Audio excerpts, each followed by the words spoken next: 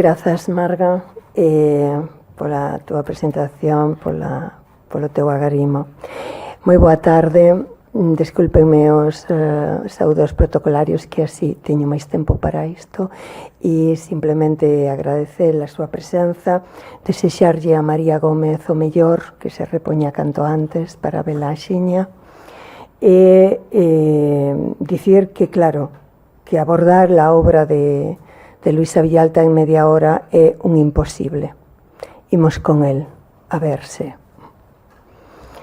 A obra de Luisa Villalta é, utilizando as súas propias palabras, tremor continuo, árbore arpa que o vento tanxe, ou que é o mesmo a vibración do tempo a través da súa existencia, desgraciadamente breve, pero intensa tanto nos seus procesos estéticos como nos froitos de significación atemporal que en sazón nos deixa. Un legado onde a madeira do seu violino e o papel no que inscribe a súa marca intelixente e sensible de escritora comprometida son soporte matérico dunha resonancia que nos conmove e ilumina. Porque en todo momento a literatura de Luisa Villalta, que non se pode entender sen o seu entrelazado coa música, aspecto no que non vou incidir porque está aquí logo Paulino, pero que é fundamental na súa evolución tanto formal como de contido, non? É un desexo permanente de comunicar un espazo de transformación non só de si propia, senón tamén da sociedade e do mundo.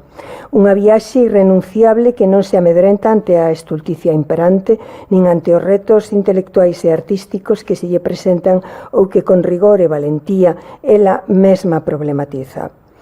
Un decurso ético-estético que vai do eu ao nós para ser suxeito en plenitude, a facer parte activa dunha totalidade mellorable, a contribuir, como fai a fotosíntese, a unha vida de certo creativa, pois non en balde a escrita villaltiana, que comeza pola reflexión musical que nunca abandona, vai respirar nos distintos xéneros, poesía, teatro, ensaio, novela, relato, artigo e traducción, porén á maneira de vasos comunicantes, formas diversas e ecoantes para abordar e expresar a inabarcable complexidade do ser humano e do mundo que habita, sempre dende unha racionalidade que en debate ou acorde o ritmo do corazón modula.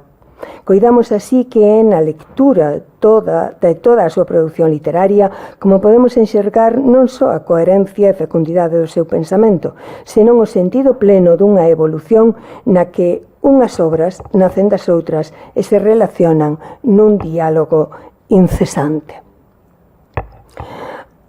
Os comezos artísticos de Luisa Villalta, xa o sabemos, foron musicais como profesional do violino, instrumento do que era titulada superior. Non obstante, a paixón polo logos ven dende nena fornecida, digamos, pola lectura sistemática que callará na súa formación como filóloga, licenciada en hispánicas e en galego-portugués, materia da que será docente entregada.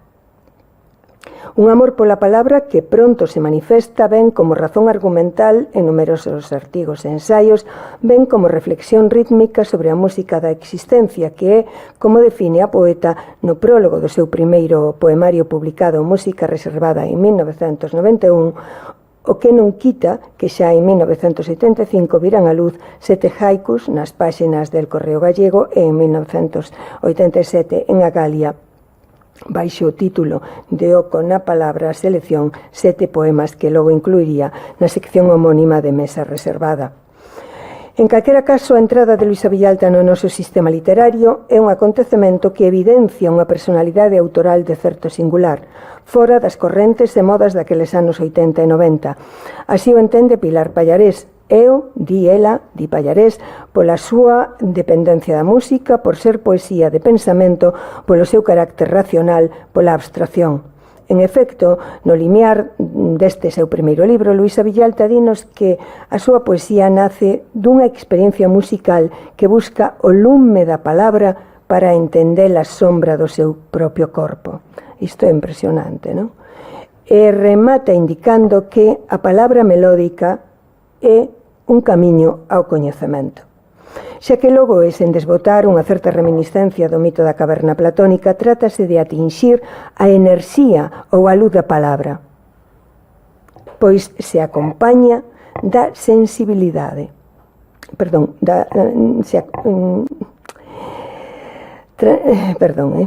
é que a miña pericia lendo, pola visión que teño, xa sabedes que é moi grande.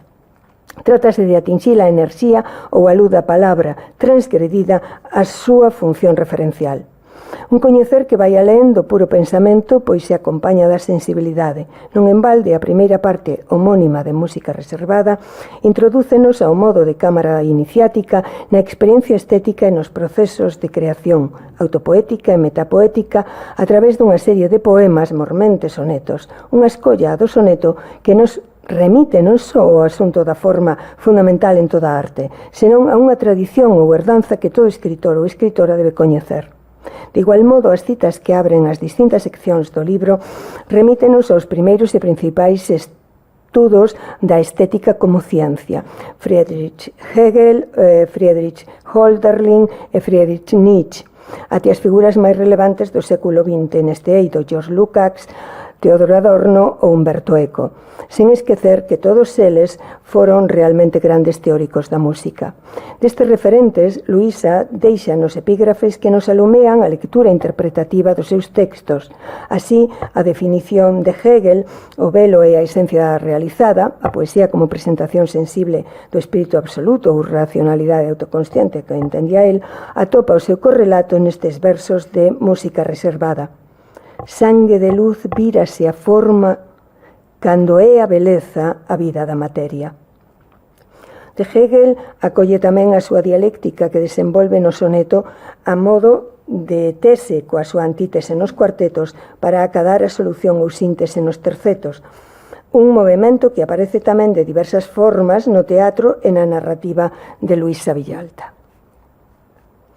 Así, en diálogo filosófico entre o cigarro e o fume ou da existencia, relato incluído no libro Silencio ensaiamos, publicado na súa primeira edición en 1991 e reeditado este ano, no volumen Narrativa Reunida, onde o relato que falamos, onde a dama recrimina aos dous homes, o fumador e o visitante, un solipsismo que os reduce a unha inútil controversia sen ningún acordo posible.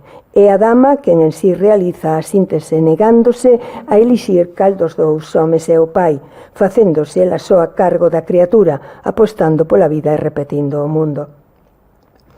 Boa parte dos asuntos que atopamos neste relato e nos demais son os mesmos que latexan nos versos de Música Reservada. Non obstante, xa dixemos, a forma poética vai máis aló da linguaxe narrativa, porque é en si mesma unha realización, poiesis. Luisa era moi consciente desta operatividade da poesía, capaz de conectar a un nivel profundísimo con quen leu ou escoita. Non é de extrañar, pois, que outra das referencias que aparecen no seu primeiro poemario sexa Hölderlin, para quen estética e pensamento filosófico camiña de más dadas e que creu até o derradeiro momento da súa existencia no poder transformador da poesía. Ou Deus do mar, exclama Hölderlin no coñecido poema Arquipélagos. Tamén en Luisa o mar, como a luz, o vento ou a sombra, ten un valor simbólico que atinxe múltiples sentidos ao longo de toda a súa obra.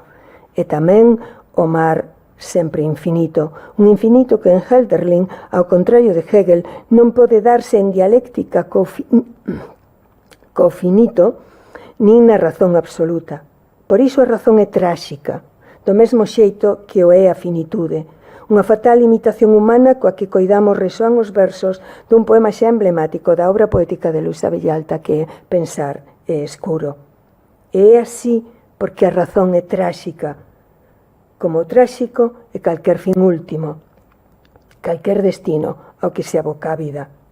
En efecto, a utopía da luz e a dificultade para sairmos da propia caverna é no ser humano un drama permanente. De aí esa tensión recorrente, liberdade e destino, que tomará formas e circunstancias diversas en cada obra poética, narrativa e teatral, e que neste seu primeiro libro afonda no que atinxe ao esencial do individuo. Non teño outro corpo que un destino por min libremente imaginado.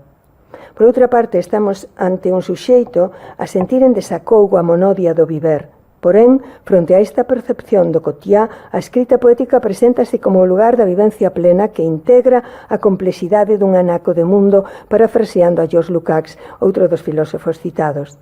En todo caso, é porque ninguén pode vivir de cote nese estado portentoso de apercepción total que envolta a vida corrente xa non é a mesma persoa. Deste xeito,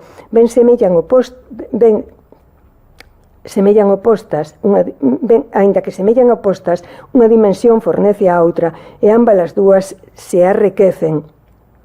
De tal maneira que dirá Luísa: acabarei por facer do poema a biografía. Nese sentido, poucas veces se terá expresado este concerto de maneira tan fermosa e reveladora como no poema Delicioso é perder perdendo tempo.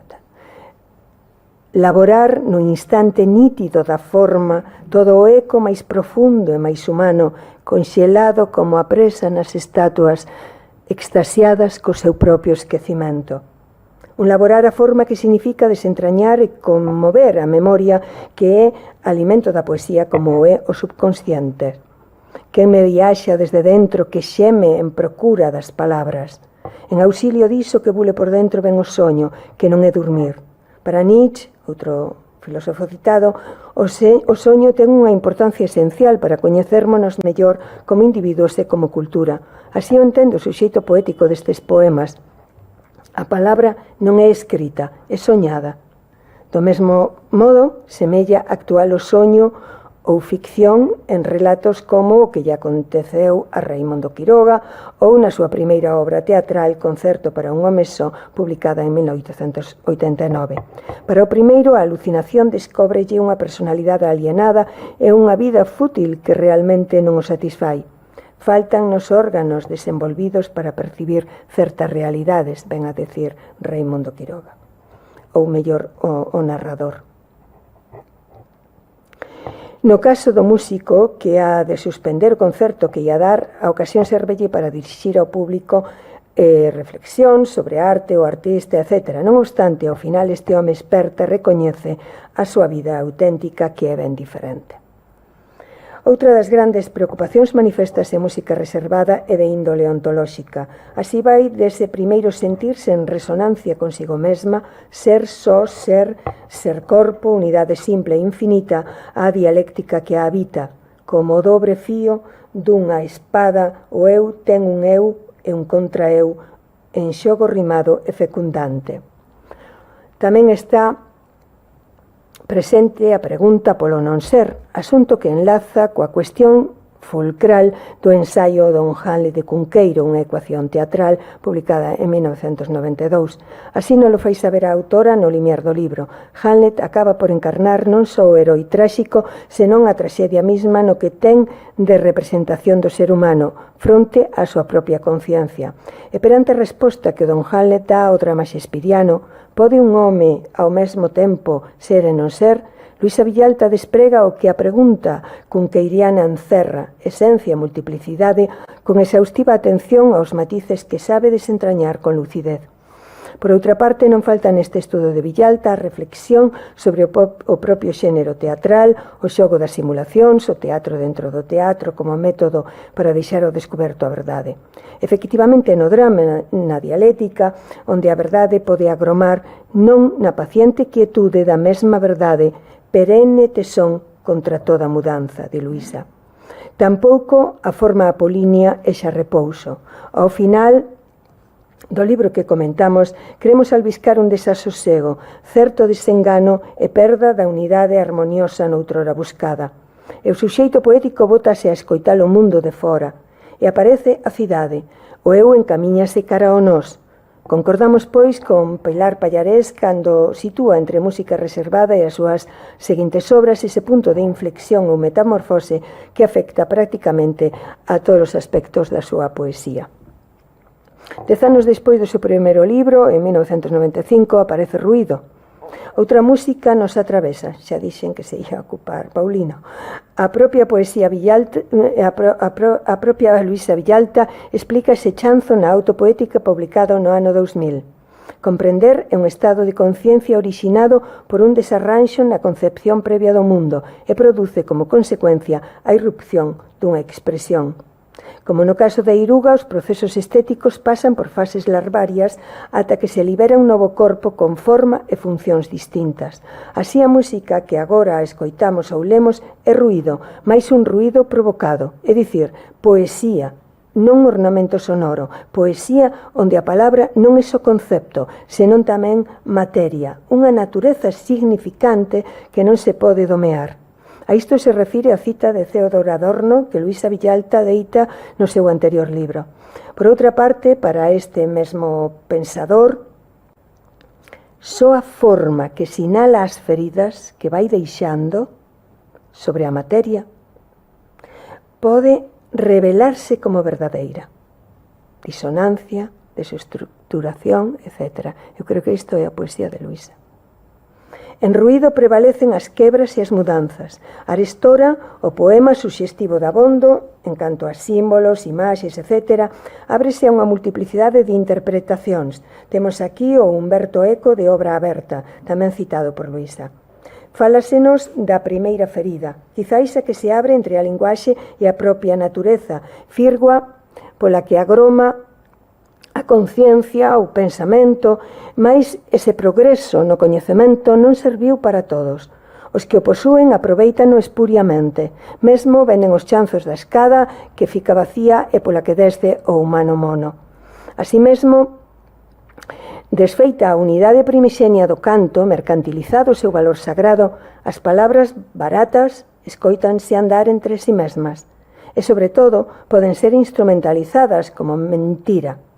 Sociedades gregarias e, sen embargo, incomunicadas e manipulables, xa que logo aquel suxeito poético de música reservada sae da intimidade da súa cámara para internarse na historia. E o que mira é un mundo de inmundicia, unha lóxica do capital que tira a rendemento de todo, mesmo das relacións humanas, unha razón ilustrada que quixo ser emancipadora e veu dar na decadencia e na rendición da cidadanía ao sistema hexemónico. En calquera caso, o suxeito poético non se resigna e fai un chamamento no que resoa o poema Fusquenlla contido no libro Última fuxida a Arar de Avilés de Taramancos, autor tan caro e adoito presente para Luisa. Lemos en ruído: fuxamos, é hora de sair, se estamos vivos, con urxencia, e sen pluma, sen papel, sen non se quer, do ser social paternalmente criminal como unha venda. E tal vez esta sexa a decisión que toma a protagonista da novela Teoría de xogos, 1997, cando decide marchar do traballo que a tiña enleada nunha complexa trama de relacións persoais e laborais cos outros 4 compañeiros da súa sección, nunha época, nos 80, de desmantelamento industrial e transitoriedade laboral en Galicia. Cada quen mira polo seu e desenvolve as súas estrategias. Porén, os xogadores forman parte doutros urdidos e intereses dos que son simples pezas. O drama consiste en cando romper a cadea, como e que custe terá, e tantas veces elixir a vida ou a morte en vida. Conectado, en certa maneira, con ese esgazo, outra disyuntiva oscila nese poemario. Entender ou viver, eis a cuestión. E ante tal dilema conclúe que só nos queda loitar contra o cansanzo, porque dormir non é soñar.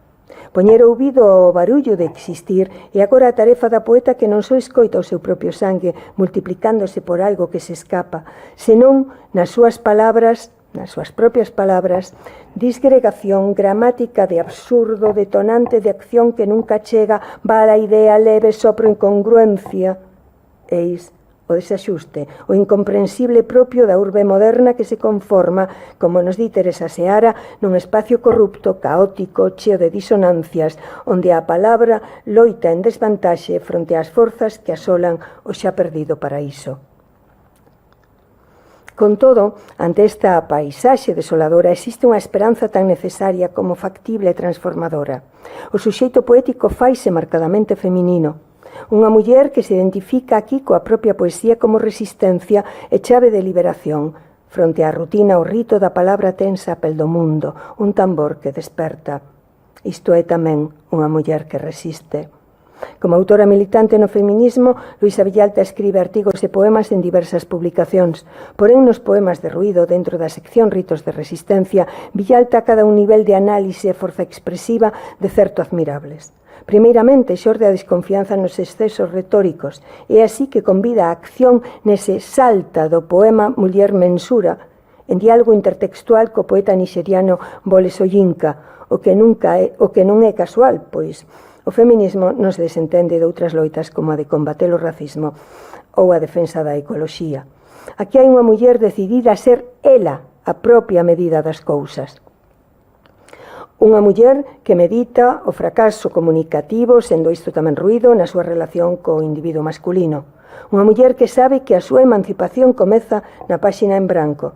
Por iso decide xa non ler máis nos libros dunha tradición que a despreza e a fai desaparecer. Faise preciso, entón, emprender un camiño aínda sen pegadas. Non, agora fecho os ollos e leo a pizarra negra dun firmamento por andar aínda. Asemade, tanto na narrativa como no teatro de Luisa Villalta, onde a muller acada unha meirande presenza, quizáis porque é nestes xéneros onde mellor se transloce a complexidade dunha ideoloxía consolidada no tempo e que produce un pensamento tramposo que hai que ir examinando en contraposición de perspectivas. Así acontece nas pezas dramáticas O paseo das esfinxes e As certezas de Ofelia, que xa non vou desenvolver.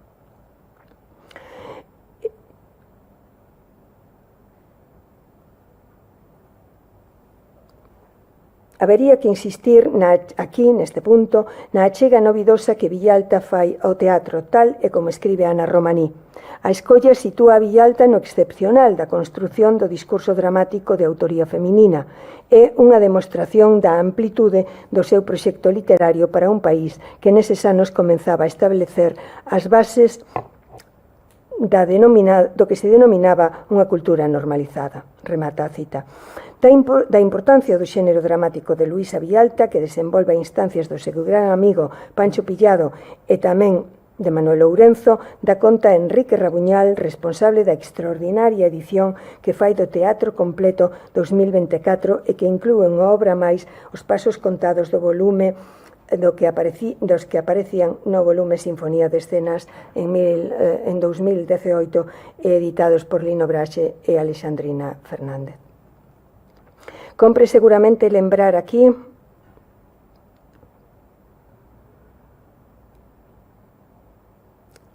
que Luisa ten na súa faceta de traducción convertido ao galego o Manifesto por un novo teatro de Pasolini, e faino en 1994. Sen dúbida, o proxecto literario de Luisa Villalta está sustentado por unha enerxía creativa e un vitalismo excepcionais que a levan a relacionarse tanto con outras artes como con outras culturas. Un exemplo entre moitos outros da fluida conexión amical e literaria de Luisa con Portugal é a publicación dunha plaquete titulada Rota ao interior do ollo, a primeira obra que edita a editorial Tema. Son 5 poemas titulados coas palabras latinas Sator, Arepo, Tenet, Ópera, pertencentes ao xogo palindrómico Sator. Moitas son as interpretacións que se teñen dado sobre esta fórmula máxica e variadas tamén as que poden derivarse destes poemas anacíclicos e así encadeados un co outro.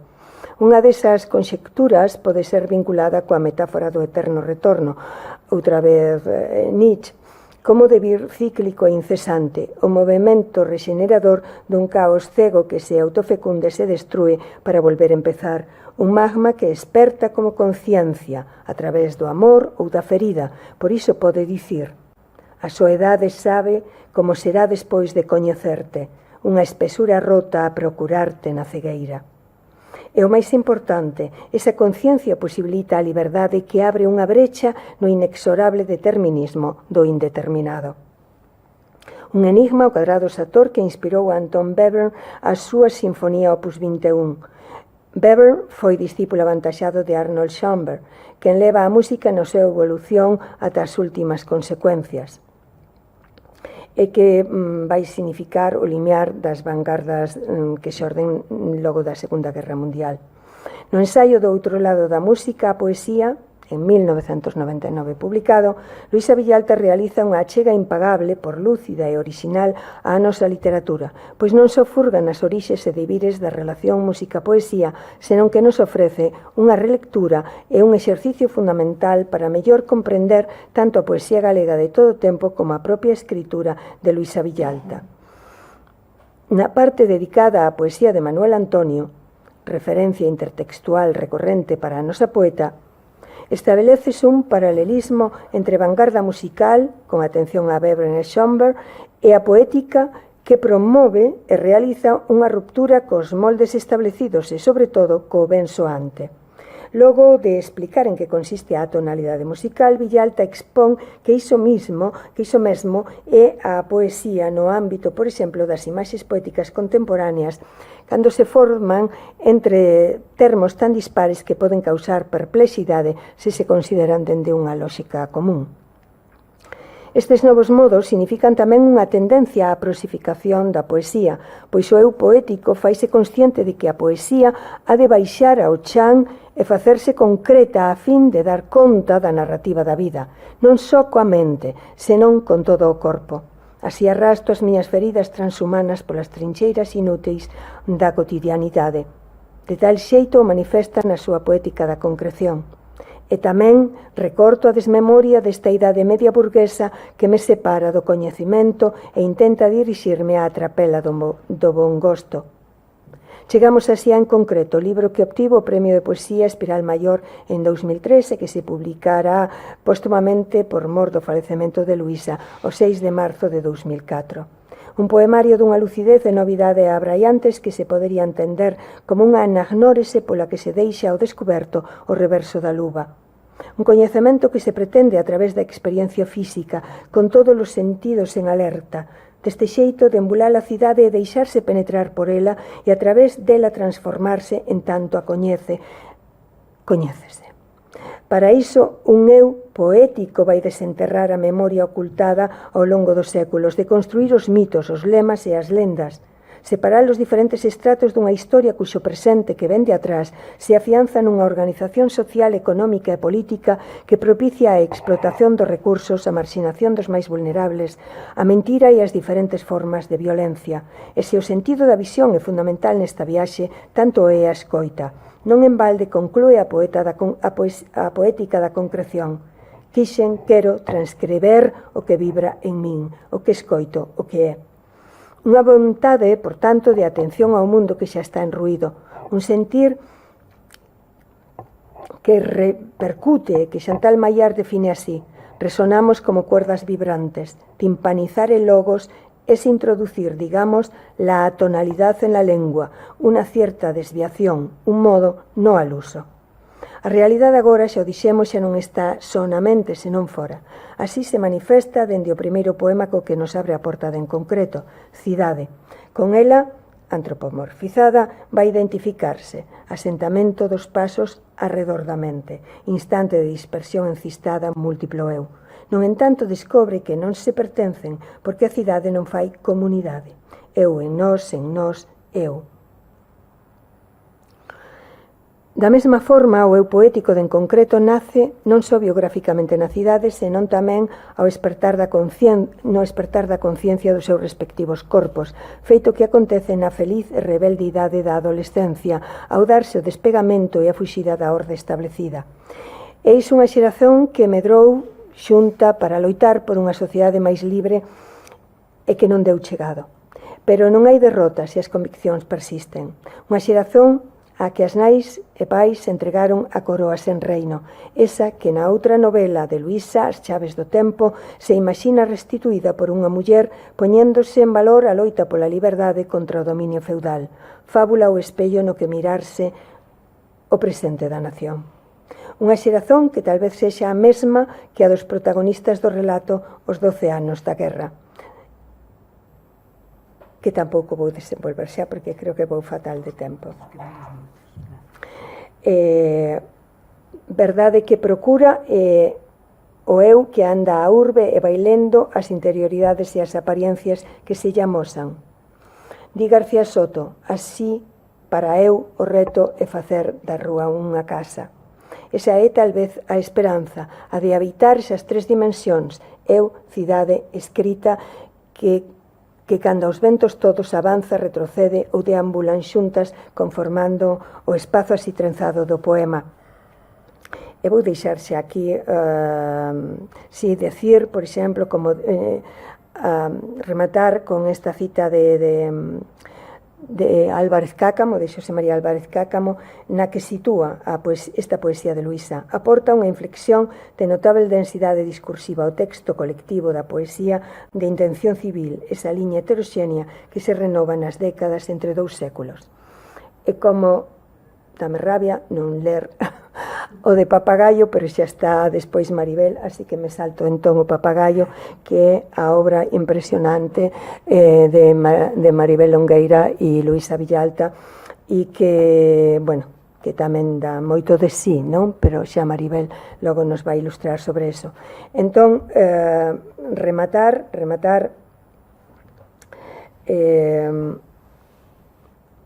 xa co último libro, de índole diferente a todos os libros que vimos anteriormente, é o seu poemario inacabado As palabras ingrávidas. O libro viu a luz postumamente no ano 2020 nunha edición facsímil dirixida e editada polo profesor e crítico Armando Requeixo. Os poemas escritos a modo dun diario nas marxes dun almanaque poético da editora portuguesa Sirio en Albín, dese ano fatal, en diálogo cos versos de outros poetas universais, amosan, malia non sabermos se a autora os daba así por rematados, un cambio radical a respecto dos seus últimos volumes. Búscase aquí a palabra precisa e necesaria para expresar en grande medida o impensado, pois a miúdo revélanse os poemas como suspendidos nun silencio meditativo. Trátase de textos cunha estructura estilística máis sinxelas que os anteriores e dunha lenidade musical exquisita, e, no entanto, dunha grande profundidade significativa. Tan fermosamente o di Estíbaliz Espinosa, que as súas palabras grávidas sigan curvando o espazo-tempo como ondas de hai millóns de anos. Moitos e ben interesantes son os poemas publicados por Luisa en revistas ou xornais, e tamén escritos por circunstancias diversas. 2 poemarios deixou inéditos a día de hoxe, xa impresos nun só volumen, entre a cor e a transparencia e improntos eróticos, que pronto estarán nas librarías. Tamén me deixei atrás os seus artigos no libro das columnas, con reedición tamén este ano. En fin, que me estou deixando boa parte atrás, pero o tempo apremia. Mais, para rematar, non me resisto aquí a traer un aforismo ou apuntamento de Luisa que se recolle no volume titulado Formas breves de pensamento, que ven de saír ao público en magnífica edición do profesor e crítico Luciano Rodríguez, e do que el mesmo falará de seguido. Palabras que coido resumen á perfección o que significa a escrita para Luisa Villalta, lugar privilexiado das metamorfoses. Di: un milagre que o violino non saíse voando. Ás veces sentimos apego ás cadeas perfeitamente innecesarias, a pesar de saber que o sonido, o grande sonido, só se produce no acto de liberación. Eis Luisa, eis a bolboreta alumeando o mundo. Grazas.